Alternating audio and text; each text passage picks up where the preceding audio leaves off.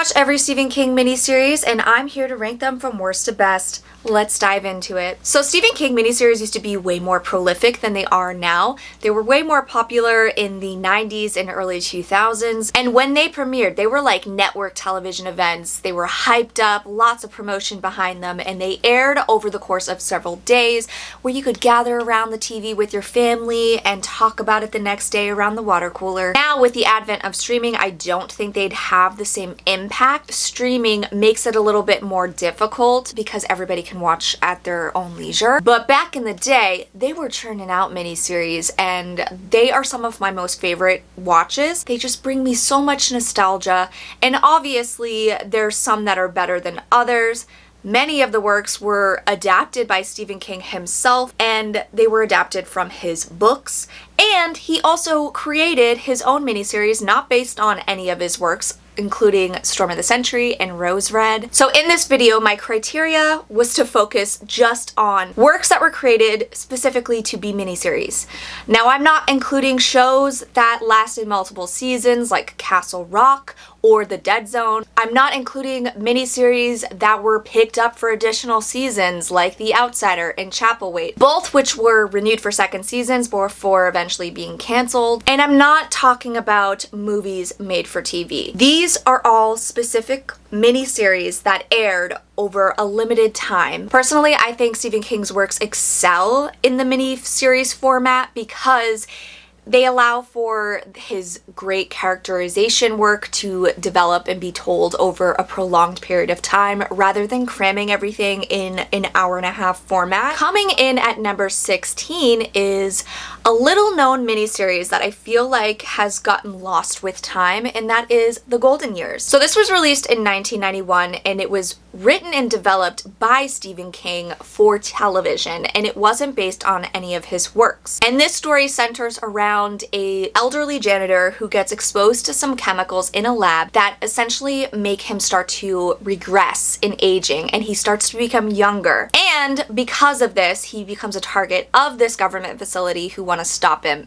from getting this news out to the rest of the world. So when this originally came out, it aired in 6 parts, and Stephen King called it a novel for television. He wrote the first of 5 episodes and outlined the last 2, so this series very much is a Stephen King story. And in a way, Stephen King kind of modeled this after Twin Peaks, which became popular in 1990, and the show kind of has a similar vibe and tone of Twin Peaks, but overall, I thought the story was a little kind of lackluster and boring.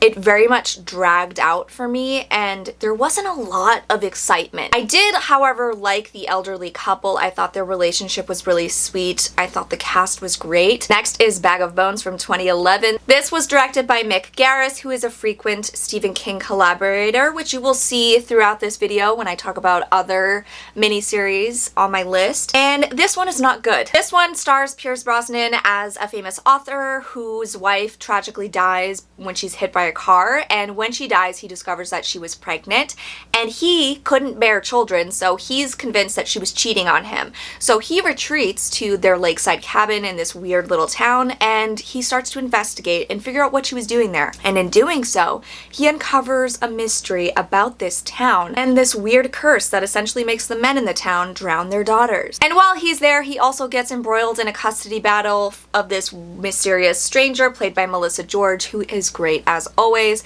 And overall, it's weird. It's a decent story, but the mystery elements don't pick up until the second part of it, so it feels like it takes a little bit too much time to get interesting. I will say that the mystery portion of it is interesting and compelling, where we're focused on this black singer named Sarah Tidewall, I believe her name is, and she essentially goes through a really horrific event, and you see that play out, and it's really disturbing, and it shocked me rewatching it thinking that this is something that aired on television. It aired on A&E back in 2011, and it's just prolonged violence against this woman, and what plays out is absolutely just sad and disturbing, but it makes you understand her. She becomes a ghost that haunts this little community, and you're kind of just rooting for her after that point. I think that Pierce Brosnan was an interesting choice for the character. He comes off a little bit older than the character should be playing. I think that it has some fun moments, and it goes bonkers in the second half, especially towards the end where he is dealing with this little girl and you can't really understand why he's so committed to her. I'm sure the book delves a little bit deeper into his relationship with this girl and her mother. In the series, you don't really get that character development. It's just very rushed.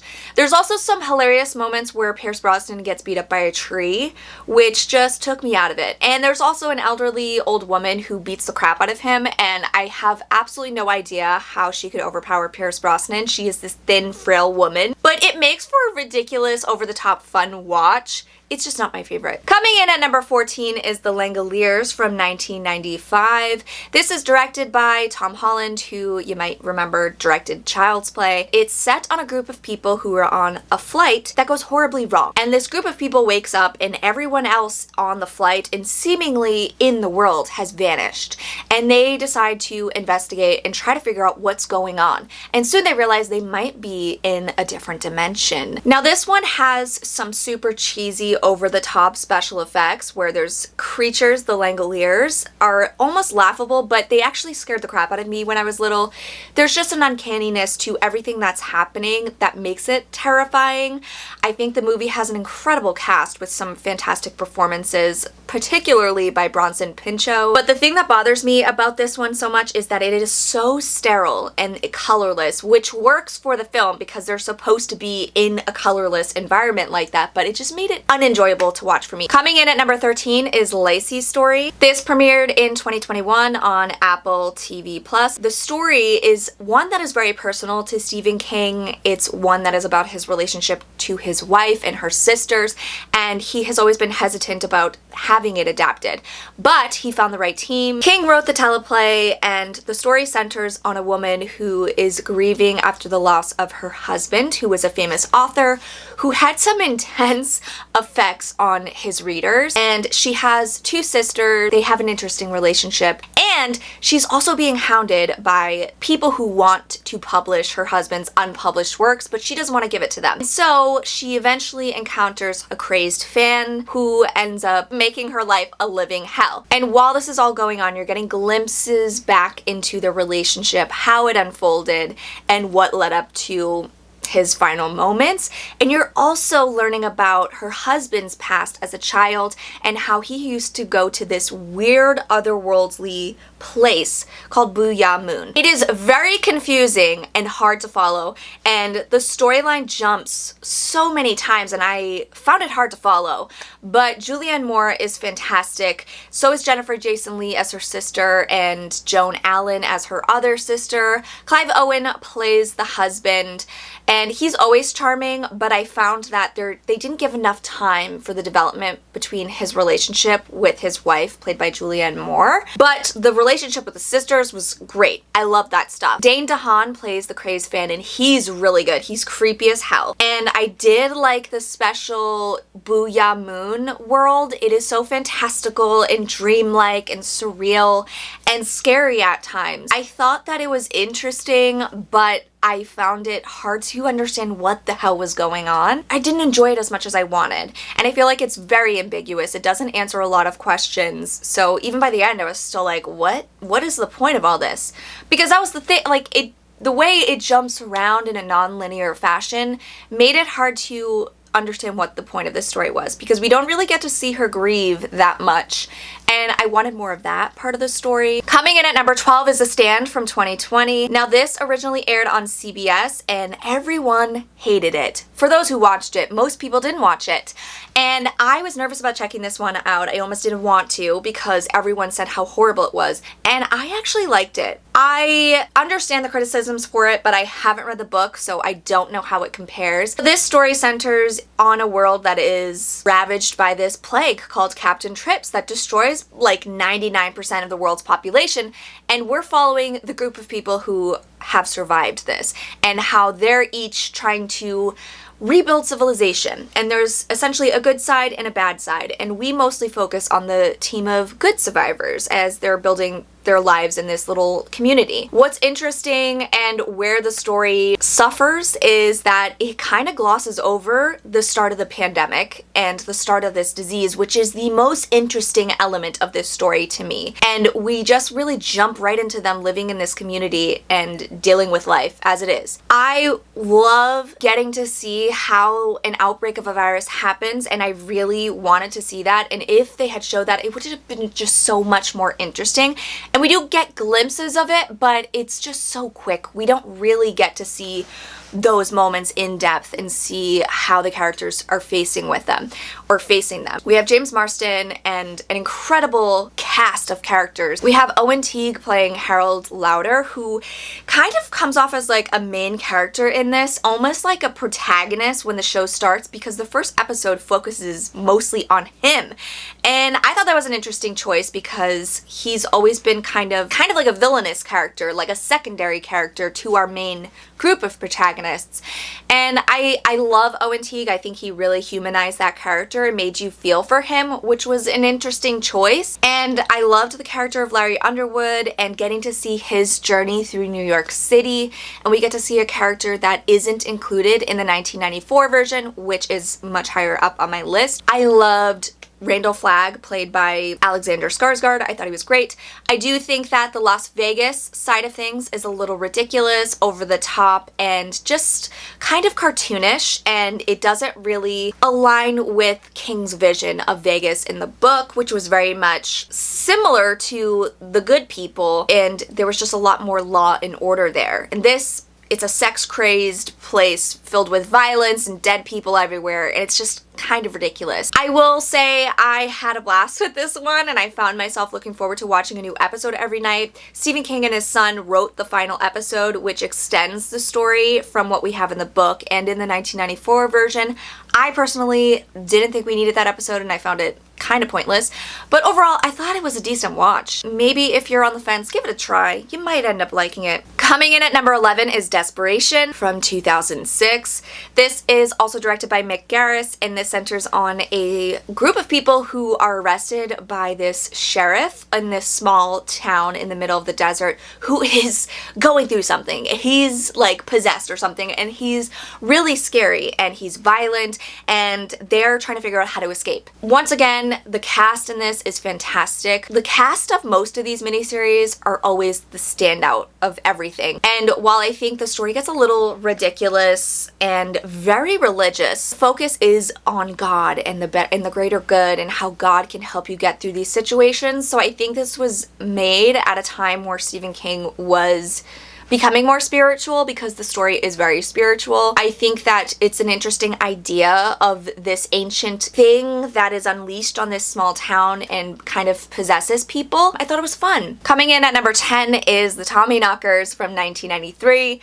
I was surprised at how high I put this on my list, because it's kind of a story that, or it's a book that a lot of people crap on and say is not Stephen King's best. I think he wrote it in a drug-filled stupor, which, I mean, a lot of his stuff, it was done that way.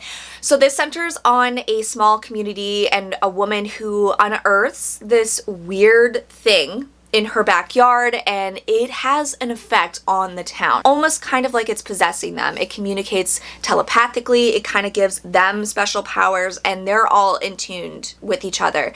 And her boyfriend comes back in town, and he's like, what the hell's going on? And he's not affected by it. He's like the only person in town not affected by it. And as the story progresses, the force gets stronger and these people become violent and start killing people. I think that the lead characters, Jimmy Smits and Marg Helgenberger, who was on like CSI or something back in the day, they're fantastic. They are giving it their all in this, and they're so fun to watch, and there's such a charming little sense of just comfort with this one. I love the small town community and how everyone knows everybody, and how you slowly see this thing infect them and get into their heads. I think it's just so much fun, and I love the Tommyknockers little poem. It used to scare the crap out of me when I was a kid, so it's just fun. I think it's a blast, and I think people are too hard on it. Coming in at number 9 is Salem's Lot from 2004. This one stars Rob Lowe as our favorite author Ben Mears, who returns to his hometown of Salem's Lot to write a book on the infamous haunted house there called the Marston House.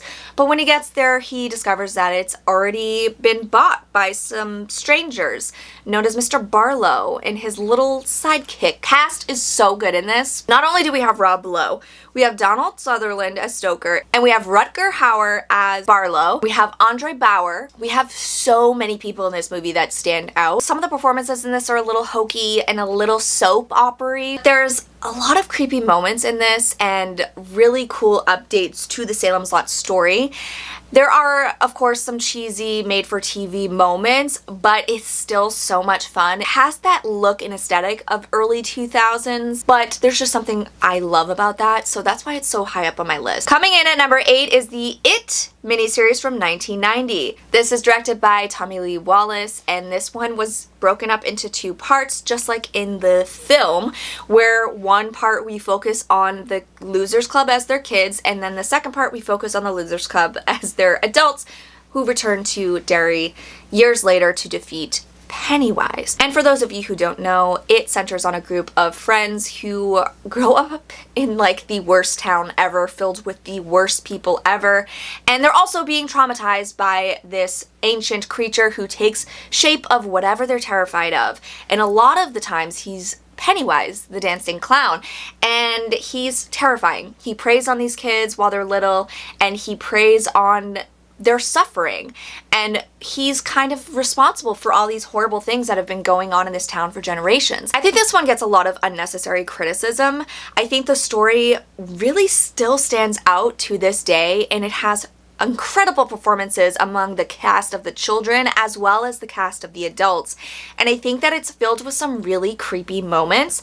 Like the one in particular that always stands out to me is when the kids are looking at this scrapbook of Derry and Pennywise essentially comes to life in this scrapbook and he starts talking to them through it.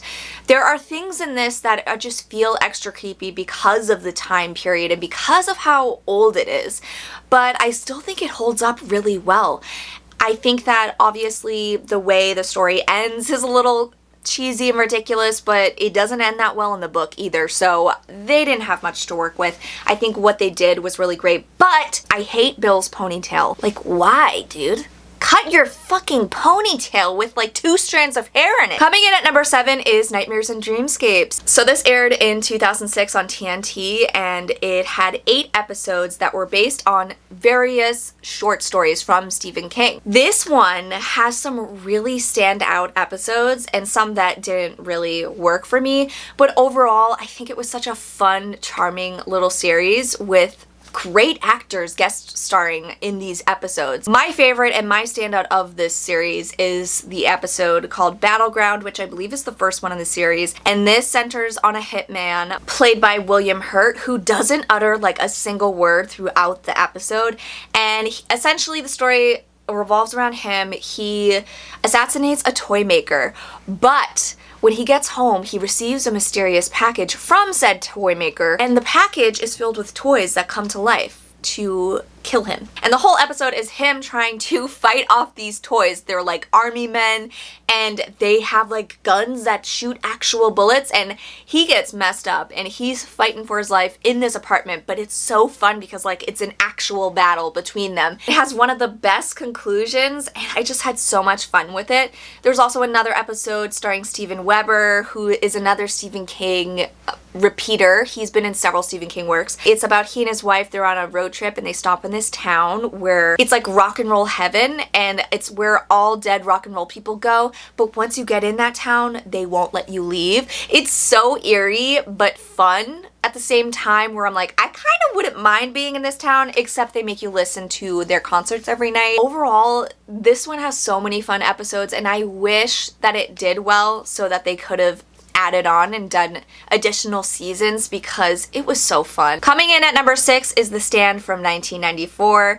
This is directed by Mick Garris, who has directed many other Stephen King miniseries, and this is based on the epic book of the same name about the group of people who survive this virus that wipes out most of the world's population and they have to rebuild it. Now, comparing this to the 2020 version, I prefer this one, obviously. It's much higher on my list. There's such a charm to this, and I love that this really shows you the start of this outbreak and you see all these different characters and how they're dealing with it, and it's terrifying. This has one of the best openings I've ever seen. It's Don't Fear the Reaper playing while it's showcasing how this virus has unleashed itself in this lab that this guy has frantically escaped with his wife and child. And it's just, you feel the chaos and the panic in, like, right from the very beginning. And I feel like the characters just feel real and like they're actually going through something together. And I love Gary Sinise as Stu Redman. I think he's a perfect choice. He's like this stoic gentleman who is also stern and knows how to put up a fight. Like, he's not stupid. And I feel like the whole story with Nadine that we get in this, that we kind of don't get the same vibe in the 2020 version, where you're seeing her interact with Randall Flagg, who is fantastically played by Jamie Sheridan. He is so good. He's got a mullet and he's in that Canadian tuxedo and he's charming and likable before he flips a switch and he becomes evil, and he actually becomes an evil creature that you get to see. Seeing him transform into the evil creature was a little laughable and ridiculous. I wish they would have just kept him in his human form. But like watching him communicate with Nadine and telling her things to do, it was just really interesting. And then when you see what happens to Nadine, it's horrifying. How everything comes together, it's almost a little bit slower. I think it's almost 6 hours long and it aired over multiple nights without commercials, which is insane to me. And I just think that there's something about it that really captured the essence of the book, and that's because Stephen King wrote the teleplay. So he was very much involved in this, and I think it shows. And this made me want to read the book, so I did start reading the book, but I'm only like 200 pages in. It's huge. Coming in at number 5 is The Shining. So this premiered on ABC in 1997, and this is also from director Mick Garris. So famously, Stephen King hates the Stanley Kubrick version of The Shining. That movie is one of my favorites of all time. So I was very nervous going into this that I wouldn't like it. But I ended up loving it, and I can see why Stephen King was upset, because this one apparently is a lot closer to the book, which I read years ago. I don't remember anything. This story centers on a man named Jack Torrance who is going through a lot. He's in recovery from alcoholism, and he's trying to get a new job so he can write his book. It's a job at the Overlook Hotel to watch it for the winter, be the caretaker, and he brings along his wife and his kid. And while they're at the hotel, they discover that it's haunted, and the ghosts in the hotel start affecting Jack and the family. So what I love about this is that we actually get to see Jack's transformation and his descent into madness. Whereas in the Kubrick version, he is straight up already fucking scary. Like, he's already mental. This Jack is really trying to improve himself. He's trying to be a better man and a better father, a better husband. And you see the relationship between he and his wife and the relationship with Danny, like it's actually there. And Danny, a lot of people give the actor shit saying he was horrible, but I honestly didn't think he was that bad. He was annoying at first, but then he grew on me. And just watching how much he loves and cares for Jack, like you actually see that family unit that I don't think we get in the Kubrick version. Like, they're already a broken family in that movie. This one, they're struggling, but they're trying to hold on to each other. I think it has some really cool sequences and moments that are just uneasy. I love the hotel.